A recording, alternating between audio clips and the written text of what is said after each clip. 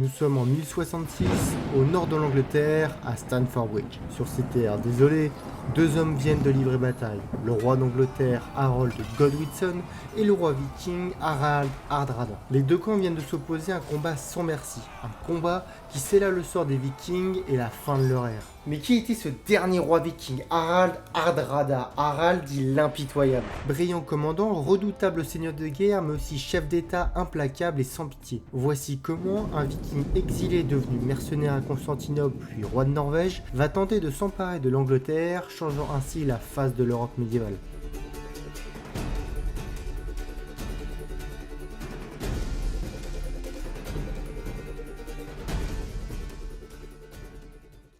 Harald serait né aux alentours des années 1015 ou 1016 de l'union du petit roi de Norvège Sigurd Syr, surnom voulant dire littéralement la truie, ouais, l'impitoyable pour son fils, ça claque quand même vachement mieux. Par son père, Sigurd est un descendant de la lignée d'Harald Belchevelure, premier roi légendaire de Norvège. Certains doivent avoir en tête la série Viking, et c'est tout à fait normal puisque le personnage de Harald s'en est inspiré. Et par sa mère, la princesse Asta Gunbrandsdréther, Harald est le demi-frère d'Olaf Haraldsson, le roi de Norvège. Donc si je résume, à peine né, Harald est le descendant d'un roi mythique et en même temps lié à la famille royale norvégienne. Pas mal comme situation. Mais même avec un pédigré pareil, Harald ne va pas passer une enfance des plus calmes. Des tensions apparaissent entre Olaf et les Jarls, mécontents de la politique de christianisation du roi. Et comme si le casse-tête des embrouilles internes ça suffisait pas, c'est là qu'un vieil ennemi des Norvégiens en repointe le bout de son nez. Cet ennemi, c'est Knut le Grand, roi d'Angleterre, du Danemark et d'une partie de la Suède. Bref, c'est pas n'importe qui le gars. Profitant des dissensions politiques et religieuses des Norvégiens, Knut défonce Olaf, récupère sa couronne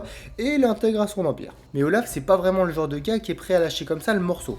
Préparant son retour, il revient avec une armée de 4000 hommes pour récupérer son trône. En apprenant le retour de son demi-frère Olaf, Harald, c'est bon, on en parle enfin, c'est sa vidéo après tout, alors âgé d'à peine d'une quinzaine d'années, rassemble 600 hommes avant d'aller le rejoindre. Le 29 juillet 1930, l'armée d'Olaf affronte celle des nobles et paysans norvégiens, fidèles à Knut à la bataille de Stigölstad. Malgré la bravoure reconnue de Harald sur le champ de bataille, les Norvégiens sont vaincus par l'armée danoise et Olaf périt pendant le combat. Rejoignant la Suède, Harald retrouve les rescapés de la guerre et devient assez naturellement leur chef. La route des exilés est toute tracée. Il faut partir à l'est. Là-bas, le roi de Novgorod, Yaroslav, ancien ami du roi Olaf, saurait les accueillir dignement. N'ayant pu surmonter son premier véritable défi, blessé par un envahisseur étranger qu'il ne saurait vaincre, je rappelle qu'il a juste 15 ans, Harald tourna pour un temps le dos à la Norvège. Pour un temps seulement.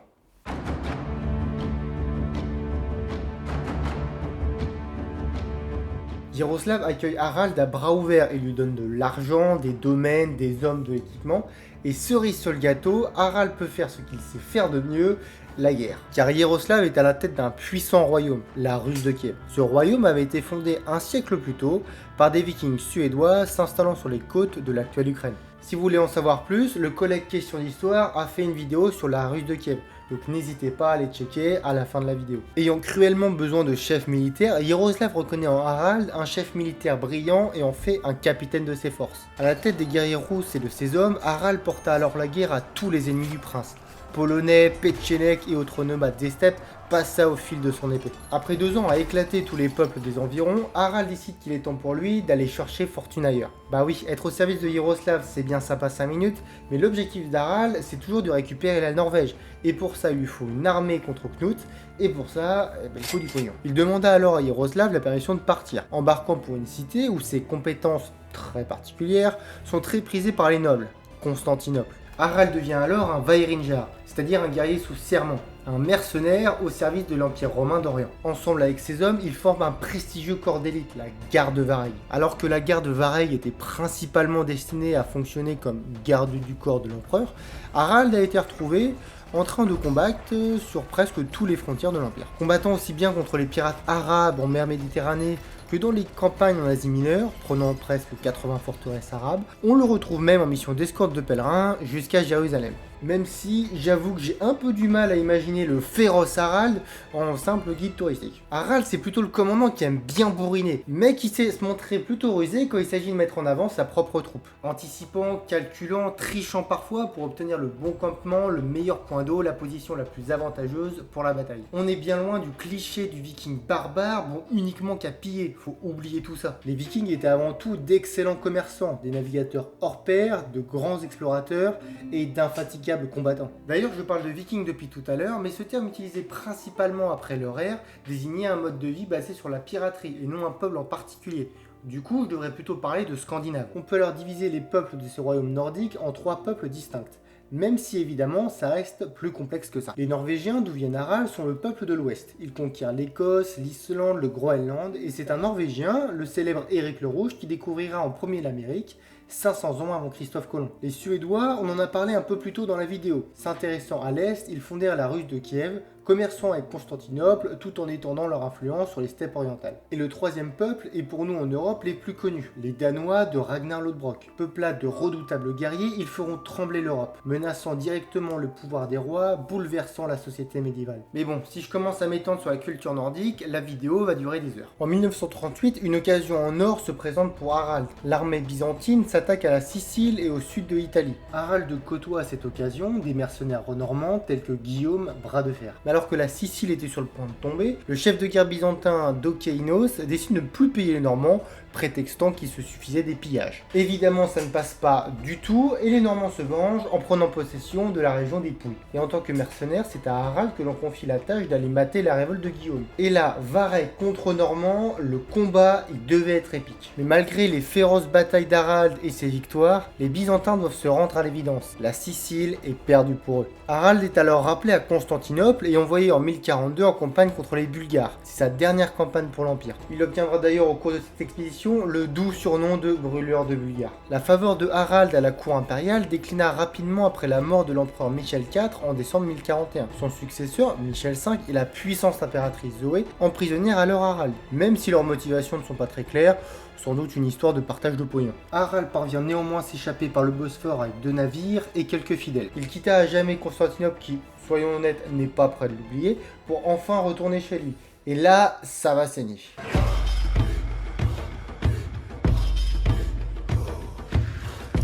Désormais libre, Harald retrouva à Novgorod l'énorme butin issu de toutes ces années de mercenariat, bien utile pour recruter une armée. Et histoire de bien commencer, Harald épousa la fille de Yaroslav, Elisif, faisant ainsi un allié de taille. Lorsqu'il revient en 1046, Harald apprend une terrible nouvelle. L'empire de Knut le Grand, son ennemi juré, s'est effondré, et ses fils sont morts sans héritier. La couronne de Norvège était alors retournée entre des mains norvégiennes, celle de Magnus le Bon, fils illégitime de Olaf, qui avait été choisi pour occuper le trône depuis maintenant 11 ans. Nous avons donc 2 prétendants au trône de Norvège. D'un côté Harald, auréolé de gloire et de richesse et demi-frère de l'ancien roi, et de l'autre Magnus, moins riche et célèbre que son rival, mais plus raisonnable et apprécié par le peuple et par la noblesse. Harald trouva un allié en la personne de Sven Edriksson, neveu de Knut, c'est un ancien ennemi, mais manquant de soutien, Harald n'a pas vraiment le choix de faire le difficile. Il s'associe également au roi suédois Knut Jacob, et le trio mena alors des raids sur les côtes du Danemark et de la Norvège, afin de saper l'autorité de Magnus dans la région. Harald a donc maintenant tout ce qu'il lui faut, une armée, des alliés puissants et de l'argent. Mais aussi bien préparé fut-il, le plan est un désastre. Pourquoi ? Parce qu'en fait les Norvégiens, ils aiment bien Magnus.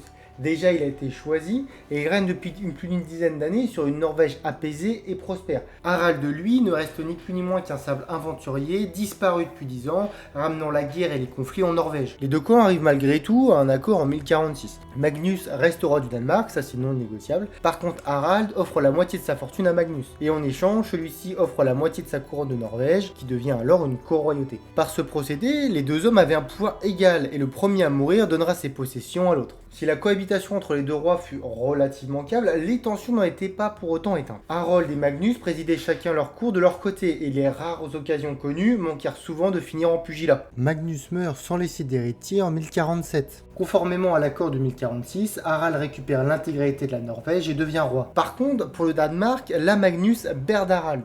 Bien que ce dernier est le candidat le plus légitime, c'est finalement Sven, vous vous souvenez, le cousin de Knut, qui a été choisi comme roi. Vous vous en doutez, Harald est furieux. Il mène des campagnes contre le Danemark, attaquant le royaume presque tous les ans, entre 1048 et 1064. Ces attaques prennent le plus souvent la forme de raids côtiers, aussi brefs que violents. Mais c'est sur un autre terrain que Harald va gagner son surnom de Hardrada, l'impitoyable. Parce que, n'étant pas en très bons termes avec les nobles norvégiens, Harald essaye d'abord de faire des alliances diplomatiques. Mais devant le refus de certains nobles, il décide d'utiliser la manière forte. Meurtre, pillage et terreur sont ses armes. Et voici comment Harald se prive d'alliés puissants tout en favorisant le camp de Sven. Le conflit prit fin en 1062 à la bataille de la Nyssa. Malgré une victoire éclatante de Harald, celui-ci n'est pas en mesure d'occuper le Danemark, et l'état de guerre prolongé commence à perturber la stabilité de son propre pays. La situation devenant intenable, un traité de paix est finalement conclu entre les deux rois en 1064, sans aucun changement de territoire. Une véritable humiliation pour le Norvégien. Pour Harald, c'est la fin de son rêve danois, mais à l'ouest, un autre territoire pourrait satisfaire ses ambitions, le royaume d'Angleterre.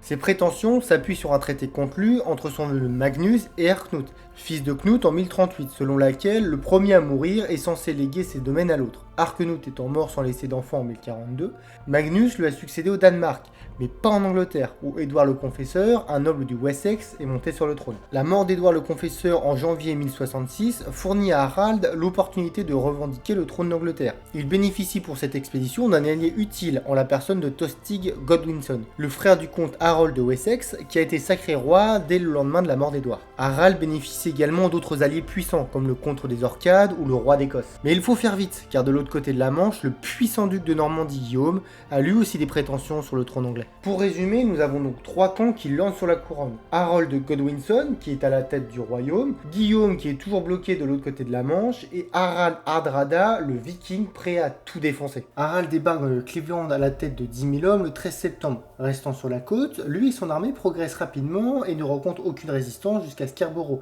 qui refusa alors de se rendre. Harald, en bon viking, décida d'incendier la ville afin de donner l'exemple. Le 20, il triomphe à Fulford, écrasant les comtes anglais qui tentent de le ralentir. Le 25 septembre, Harald et son armée s'arrêtent près de Stamford Bridge. Les armures ont été laissées à bord des vaisseaux et les troupes sont dispersées. Soudain, une armée. C'est Harold et ses troupes. Ils viennent de parcourir, à bride abattue, une distance de 310 km vers le nord. Surpris, Harald et ses hommes forment des lignes de défense en toute hâte. Mais les redoutables troupes d'Harold disloquent les rangs vikings. Malgré tout, les lignes tiennent tant bien que mal et Harald, redoutable guerrier, montre dans toute sa rage pourquoi il est tant redouté.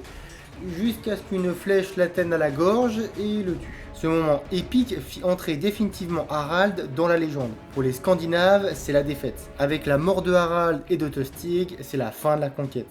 La fin de l'âge viking.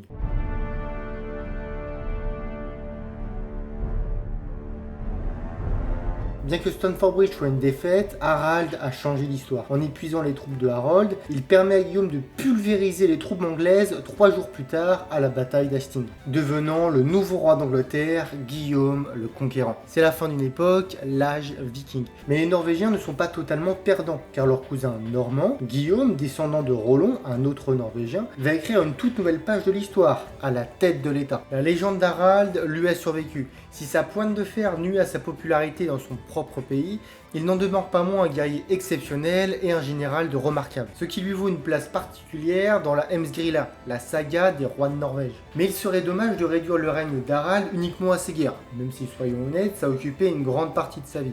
Au cours de son règne, Harald a normalisé la monnaie, facilitant ainsi les transactions et modernisa les infrastructures de son pays via les techniques administratives apprises auprès des Byzantins. Il mit en place de vastes réseaux commerciaux à travers toute l'Europe via ses liens avec les Russes et les Byzantins. Plutôt smart pour un viking. Merci beaucoup d'avoir regardé cet épisode. Pensez au like, à vous abonner, j'espère que la vidéo vous a plu. Dites-moi en commentaire si pour vous Harald est un meilleur roi viking que Ragnar ou si Ragnar reste l'indétrônable.